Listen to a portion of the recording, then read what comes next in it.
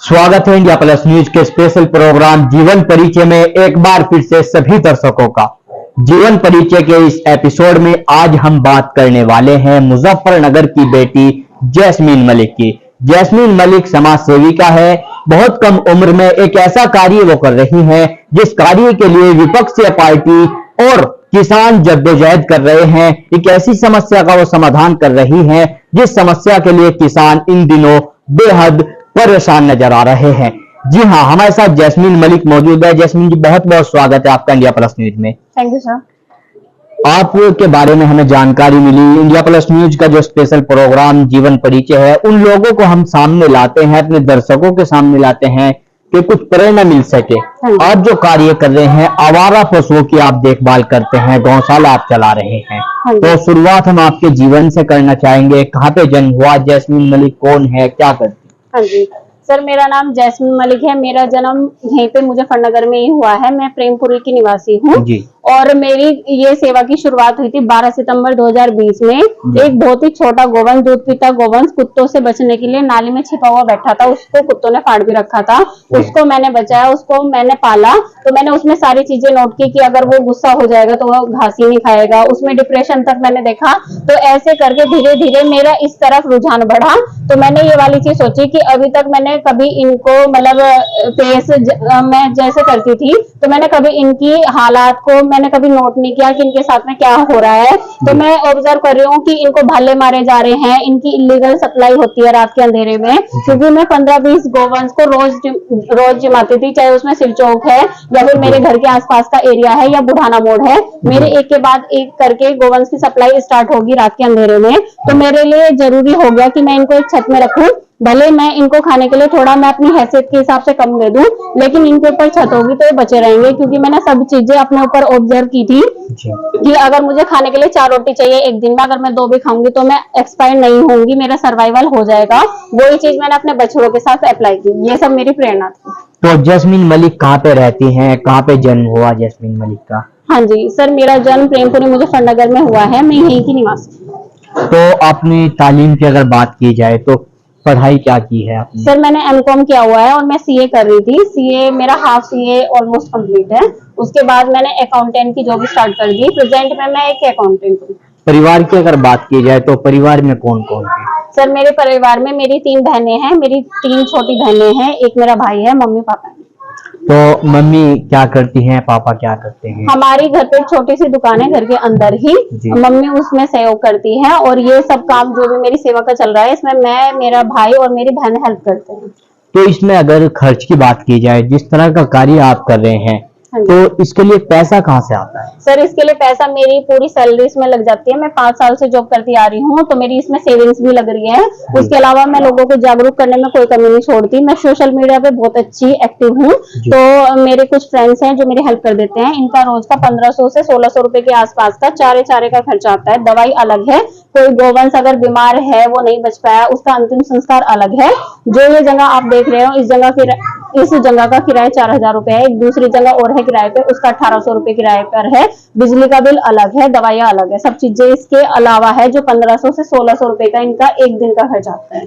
तो मतलब कैसे आपके माइंड में आया कि ये आवारा पशुओं की आप जो देखभाल कर रहे हैं, किराए पे जगह लेकर आप ये कार्य कर रहे हैं? हाँ जी सर, ये मेरे दिमाग में, मैं आपको बता रही हूँ ना कि मेरे लिए एक मजबूरी का नाम महात्मा गांधी होता है ना, वो बन गया। क्योंकि मेरे एक के बाद एक करके जो गोवंश की सप्लाई होनी स्टार्ट हुई, एक गोवंश पिछले 30 दिन के आसपास से मुझे नहीं मिल रहा था।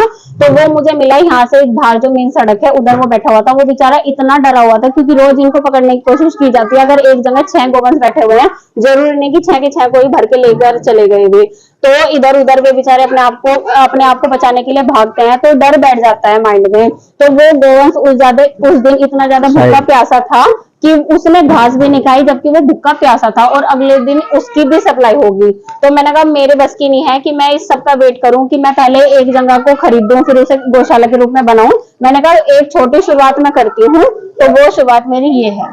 अगर ये गोवंश अगर मैं आज ही अपनी गौशाला बंद कर देती हूँ तो मैं आपको लिखित में दे सकती हूँ 30 दिन के अंदर इनमें से एक भी नहीं मिलने का, सब प्लेट में होंगे। तो वर्तमान में अगर बात की जाए, कितने आपके पास में पशु हैं, किस तरह से आप इनके पास तक पहुंचती हैं, लेकर आते हैं? हाँ जी सर, मेरे पास वर्तमान में 22 बछड़े हैं, 5 बेसहारा गौ माता है जो कि बिल्कुल दूध नहीं देती, उसके अलावा 3 छोटी बच्चियां हैं। और जो मेरे पास बेसहारा गौ माता है, आप उनकी स्थिति समझिए कि उनकी स्थिति क्या रहती है कि जब वे मेरे पास में आते हैं, क्योंकि इनको है ना, इनको मतलब इंजेक्शन मार मार के दूध निकाले जाते हैं इनकी, तो वो नेचुरल दूध नहीं निकलता, उनकी हड्डियों का कैल्शियम खत्म होता चला जाता है। तो जो भी मेरे पास गौ माता आती है तो वो सब ऐसी सिचुएशन में आती है कि एक तो चलने में बहुत आराम आराम से चलेंगी, उन्हें उठना बैठना हो बहुत धीरे धीरे उठेंगी या बैठेंगी, उनके पैर कांपेंगे। तो ऐसी गौ माता का, एक गौ माता ऐसी थी जो बेचारी सिर्फ 5 दिन ही जी पाई, उसके अंदर इतने सारे रोग ऑलरेडी थे, वो खड़े खड़े ही गिर गई, वो एक्सपायर होगी, वो नहीं बच पाई, वो एकदम लास्ट स्टेज में मेरे पास आई थी। एक गौ माता 6 महीने जी पाई, एक गौ माता 4 महीने जी पाई, एक गौ माता अभी जो अंदर खड़ी है उसे 8 महीने के आसपास हो गए, एक गौ माता और है मेरे पास, उसे पूरा 1 साल कंप्लीट हो गया। तो इन बेचारों की लाइफ बिल्कुल भी फिक्स नहीं होती है, बेचारी जीने में मेरे पास आने के बाद चाहे 1 दिन जी पाए या 1 साल जी पाए, मतलब सब चीजें राम भरोसे, क्योंकि उनके पैर नहीं काम कर रहे थे।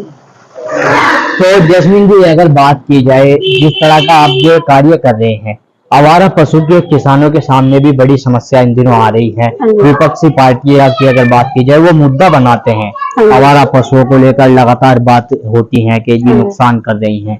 तो क्या कहना चाहोगे? सर उस सब के बारे में मैं ये कहना चाहूंगी, ये जो आप आवारा वर्ड यूज कर रहे हो, पहली तो बात है मैं बेसहारा वर्ड यूज करती हूँ, क्योंकि आवारा तो सिर्फ एक लड़के के लिए या लड़की के लिए या एक इंसान के लिए बोला जा सकता है कि वो अपनी मर्जी से बाहर कहीं घूमने के लिए चला गया। ये बेसहारा, इनके पास छत नहीं है, ये अपनी मर्जी से सड़क पे नहीं है, इनको निकाला जाता है छोटी से छोटी उम्र में। जो इतना मैंने लोगों के हालात ऐसे भी देखे, इतना जरा सा बच्चा है एकदम कुत्ते जितने साइज का है, क्या वो अपना सर्वाइवल सड़क पे कर लेगा? अगर उसके सामने से व्हीकल आ रहा है, उस बेचारे को ये तो पता नहीं कि इधर होना है कि इधर होना है, तो वो अपना सर्वाइवल वो कैसे करेगा? ये बेचारे प्लेट तक तो बाद में पहुंचेंगे, ये कुत्तों के द्वारा ही नोच दिए जाते हैं, या बेचारे कोई कुत्तों से घबरा के कोई बड़े से नाले में कूद जाएगा। तो जब इंसानों को इनके सड़क पे होने से कोई फर्क नहीं पड़ता, तो इसे नाले से तो क्या निकाल लेंगे? तो ये जो किसान दुखी हैं कि ये जो मतलब ये जो नंदी है, ये उनकी वो पूरी की पूरी फसल खा जाता है, तो ये कोई ऊपर से तो आए हुए नहीं, ये तुम्हारे द्वारा पाले हुए ही हैं, ये तुम्हारे छोड़े हुए ही हैं, तो इसका समाधान तुम खुद करोगे। क्योंकि अगर कोई ये सब चीजों को अपने ऊपर कोई एक फालतू की चीज समझता है कि इनको निकाल दिया, लेकिन जब भी उसकी गलती नहीं है, तो सब चीजें पहले खुद पे अप्लाई करो। जब तुम बूढ़े हो जाओगे, जब तुम्हारी जरूरत नहीं रहेगी, तो तुम्हें भी तुम्हारे बच्चे द्वारा बाहर निकाल दिया जाएगा। फिर खुद देखना कि तुम्हें किस मतलब खेत में जाके घास चढ़नी। अच्छा, जैसे लगातार सरकार भी प्रयास कर रही है, बहुत सारी गौशालाएं बनाई गई हैं, लेकिन उसके बाद भी इस तरह की जो चीजें हैं वो सामने आ रही है। आज जैसे लोग अब सामने आ रहे हैं इनकी देखभाल करने के लिए, तो सरकार के लिए कोई मैसेज कि वो इन चीजों में बढ़ोतरी कर दी जाए, ताकि जो सड़कों पर आप बता रहे हैं कि हादसे के शिकार होते हैं। सर मेरी सरकार से एक ही रिक्वेस्ट है, फिलहाल तो मेरे पास ये जो जगह है वो मैं अपने पर्सनल लेवल पे रेंट पे चला रही हूँ इस गौशाला को। तो मेरी सरकार से ये रिक्वेस्ट है कि मुझे मेरे घर के आसपास ही एक बड़ी जगह दे दी जाए, चाहे वो उसे रखे अपने नाम पे, लेकिन मुझे यूज करने के लिए दे दे। इनकी चारे में हेल्प कर सकते हैं, क्योंकि इनका एक दिन का कोई 1 रुपए का खर्चा नहीं आता, या इनकी दवाई का कोई 1 रुपए का खर्चा नहीं आता। 1 रुपए में आजकल कोई काम नहीं होता, तो मेरी इनके खर्चा उठाने में मेरी हेल्प कर सकते हैं। मुझे ये नहीं कि मुझे पैसे ही चाहिए, आप डायरेक्ट घास डलवा दीजिए मेरे गौशाला में, जो मुझे दवाइयाँ चाहिए आप वो दिलवा दीजिए, डॉक्टर की व्यवस्था करवा दीजिए, क्योंकि सब चीजें फिलहाल मैं अपने पर्सनल लेवल पे ही कर रही हूँ, और मुझे खुद ये नहीं पता कि मैं आज इस गौशाला को चला पा रही हूँ, मैं कल चला पाऊँ या नहीं चला पाऊँ। तो जैस्मिन मलिक क्या मैसेज देने की कोशिश कर रहे हैं कुछ लोगों के जो प्रतिक्रिया है आपके इस कार्य को लेकर के, भाई पब्लिसिटी के लिए इस तरह का काम हो रहा है कि पब्लिसिटी हो जाए? हाँ जी नहीं सर, आप पब्लिसिटी की तो बात देखिए, मैं एक अकाउंटेंट हूँ, मैं ऑफिस वर्क करती हूँ, मेरे हाथ इस तरीके से हैं, मेरे आप ये देख सकते हो मेरे जो शूज में है गुब्बार लगा हुआ है, लेकिन मुझे इस सबसे कोई घिन नहीं आती, मेरे लिए ये मेरे बच्चे से भी बढ़कर है जी। हाँ जी, तो अगर आपको कोई भी चीज करनी है पहले एक बार खुद पे मतलब सोच के देखिए, तो आपको बेटर आंसर मिल जाएंगे। अगर कोई इनको गंदगी समझता है तो ये गंदगी नहीं है, ये बेचारे किसी के बच्चे हैं जो कि अपने लिए आवाज नहीं उठा सकते। वो जो एक गौ माता है जिसका भी ये बच्चा है, वो इसके लिए आवाज नहीं उठा सकती कि मेरा बच्चा मेरे से अलग कर दिया गया है, या ये किसी थाने में जाके कंप्लेन नहीं कर सकता कि मुझे मेरी बहुत छोटी उम्र में बाहर निकाल दिया गया। जैसे एक छोटा सा बच्चा है अगर इंसान का, वो अपना लीगल राइट यूज कर सकता है कि मुझे कौन पालेगा, वो तो कोई अगवा कर ले जाएगा, लेकिन इस छोटे से बच्चे के पास वो अधिकार नहीं है। तो अगर कोई भी चीज, अगर मैं इस बच्चे की जगह होती तो मेरी दुनिया खत्म हो चुकी होती। जी। तो अगर जैसे मतलब आपकी जो एक गौशाला है, हाँ जी, कितनी संख्या में बताया आपने अभी? हाँ जी सर, ये मेरे पास प्रेजेंट में टोटल 29 गोवंश है। जी। हाँ जी। तो जैसे आपकी जो गौशाला है, साफ सफाई करने में, इनकी देखभाल करने में, हाँ जी, जो मतलब यहाँ पे चीजें हैं, जैसे पानी जाता है, मोहल्ले के लोगों को किसी तरह की बहुत कोई जबरदस्त परेशानी? विरोध, बहुत किसी- जबरदस्त विरोध। जी आप मेरी गौशाला की स्थिति देखिए। जी। जो मेरी गौशाला पे ईंटें बरसाई गई थी आज से 15-20 दिन पहले। जी।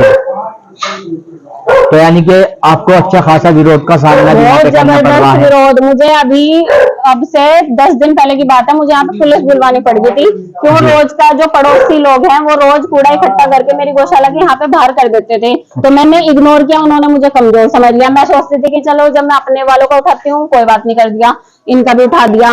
उसमें 4-5 कांच के छोटे छोटे टुकड़े थे। अब आप देख भी सकते हो मेरे पास यहाँ पे 5-6 गोवंश खुले हुए रखते हैं, वे बाहर सूंघ सूंघ के उस कांच को खा गए होते, तो इसका कौन जिम्मेदार होता? मेरे विरोध करने पर मेरे साथ में मारपीट हुई, हाथापाई हुई, गाली गलौज हुई, उसकी बकायदा मेरे पास सब चीजों की रिकॉर्डिंग है। मुझे पुलिस बुलानी पड़ेगी उस काम के लिए। अच्छा, जैसे आपकी जो गौशाला है, इसका नाम आपने बड़ा अजीब रखा है, लोग इसके ऊपर भी चर्चा करते होंगे। नहीं नहीं, अजीब तो कोई नहीं, ये बिल्कुल मैंने अपने दिल से नाम रखा है। इनका कोई घर नहीं है, मैंने इसको शिव जी के नंदियों का घर नाम बताया। तो कैसे दिमाग में आया कि भाई नाम ये नाम होना चाहिए और फिर इस तरह का कार्य? हाँ जी, बस सर, जब मैं, आप खुद ये देख लो, अगर आप इस छोटे बच्चे की जगह होते जिसके पास ना अपनी माँ है ना बाप है, और अगर वो सड़क पे है बेचारा, तो सड़क पे से इसे खदेड़ दिया जाता है कि मान लीजिए ये मेरे घर के सामने खड़ा है, मैं इसे डंडे से आगे कर दूंगी, अगले वालों से डंडे से और आगे कर देगा। ठीक है, वो कहेंगे कि यहाँ पे थोड़े ना इनके घूमने फिरने की जगह है, ये तो कॉलोनी है, तो बेचारे इनको तो खेत में होना चाहिए, खेत में जाएंगे वहां पे इनका भल्ले से स्वागत किया जाएगा। तो इनके लिए तो पूरे प्लेनेट पे कई जगह ही नहीं है कि जहाँ पे इनको रहना चाहिए, क्योंकि जिसका ये है उसने तो बाहर निकाल दिया, उसने तो अपनी छुट्टी कर दी। अच्छा, जैसे अगर बात की जाए, जैसे किसानों की बात आपने की है कि वही तो इनको छोड़ते हैं, हाँ जी। किसानों के लिए आप हमारे माध्यम से कोई मैसेज? हाँ जी सर, किसानों के लिए या फिर स्पेशल किसानों के लिए भी नहीं मैं कहूंगी, क्योंकि इस गली के अंदर ही मैं आपको 8-10 घर ऐसे दिखाऊंगी जो कि गोवंश को पाल रहे हैं, मतलब जो कि गाय पाले, गोवंश को क्या, गाय को ही पाल रहे हैं, और वो बछड़ों को बाहर निकाल देते हैं। तो जो भी इंसान इनका पालन पोषण कर रहा है, चाहे वो उसमें गाय को पाल रहा है या किसी भैंस को पाल रहा है, तो जिम्मेदारी तुम्हारी है उसको पालने की। तुम्हारा ये नहीं होना चाहिए कि तुमने उसका दूध पी लिया और फिर उसे बाहर निकाल दिया। आज तुम उसे निकालो, कल को तुम्हारे बच्चे तुम्हें निकाल देंगे। तो ये इस समय सिर्फ किसान ही शामिल है, इसमें हर एक गोपालक शामिल है। और मैं गोपालक भी वर्ड वैसे गलत यूज कर रही हूँ, क्योंकि वो बछड़े को तो निकाल देते हैं, वो सिर्फ गाय को रखते हैं, तो गाय को भी रख के वो कोई एहसान नहीं कर रहे, वो उससे दूध ले रहे हैं, और उससे दूध नॉर्मल तरीके से नहीं ले रहे, उसकी हड्डियों का कैल्शियम खत्म कर करके ले रहे हैं। वो अपने हाड़ को बेच बेच के अपने लिए घास का अरेंजमेंट कर रही है, तुम उस पर कोई एहसान नहीं कर रहे। तो मतलब जैसे आप बता रहे हैं कि आपके पास में तो ये आपने किराए पे जंगल लिया है, आप 29 की संख्या में आप बता रहे हैं। हाँ जी। तो कुछ जैसे कुछ सामाजिक संस्थाएं होती हैं, हाँ जी। तो वो लोग भी आपकी मदद के लिए आगे आते हैं कि इससे संपर्क आपने कभी किया हो? मेरे पास एक संस्था है जो मेरी हेल्प कर रही है, वो है श्री सालासर बालाजी धाम मुजफ्फरनगर। बाकी और जो भी हेल्प हो रही है वो सब पर्सनल लेवल पे हेल्प हो रही है। तो वो किस तरह की हेल्प आपकी करते हैं? मेरे पास वो डायरेक्ट घास डलवा देते हैं, उनके दिन बंधे हुए हैं, उनकी घास की क्वांटिटी बंधी हुई है कि इतनी घास वो मेरी गौशाला में भिजवा देते हैं, तो मुझे उस दिन पैसे नहीं लगाने पड़ते, मेरे उतने रुपए बच जाते हैं। तो इसमें अगर खर्च की बात की जाए, कितना खर्च इसमें, लगभग 24 घंटे के अगर आंकड़े हम लें तो कितना खर्च होता है? आप फिर तो 2000 अराउंड समझ लीजिए, 2000 के आसपास सारा मिला के किराया वगैरह सब। अच्छा, जैसे अभी सर्दी का मौसम भी गया है, तो सर्दी में चीजें बढ़ जाती हैं, इनकी ठंड से बचाने के लिए चीजें एक्स्ट्रा लगानी पड़ती है, तो वो सब कैसे व्यवस्था? बस मैंने क्या किया हुआ है, यहाँ पे ना ये मैंने 2 पल डाल दिए थे कि बिल्कुल हवा अंदर पास नहीं होती थी। और जैसे सर्दियों में इनको सर्दी से बचने के लिए गुड़ चाहिए होता है, तो मैं इनको गुड़ खिलाती रही। जैस्मीन जी, अगर बात की जाए जैसे कॉलोनी के मोहल्ले के लोगों की आपने बात की है कि अच्छा खासा विरोध है, कोई सपोर्ट के लिए भी कभी सामने आया है? नहीं सर, सपोर्ट के लिए कोई सामने नहीं आया है। जी। हाँ जी। तो क्या कहना चाहोगे मोहल्ले के लोगों के लिए विरोध जो कर रहे हैं उनके लिए कोई मैसेज? हाँ जी सर, मैं उनके लिए यही कहना चाहूंगी कि भले तुम्हारे लिए जिंदगी का मकसद वो हो कि खाया पिया सो गए, फिर दोबारा से यही सेम रूटीन फॉलो किया, तो ये लाइफ तुम्हारी लाइफ है, तुम जैसे जीना चाहो वैसे जी सकते हो, लेकिन मुझे मेरा काम कर लेने दो।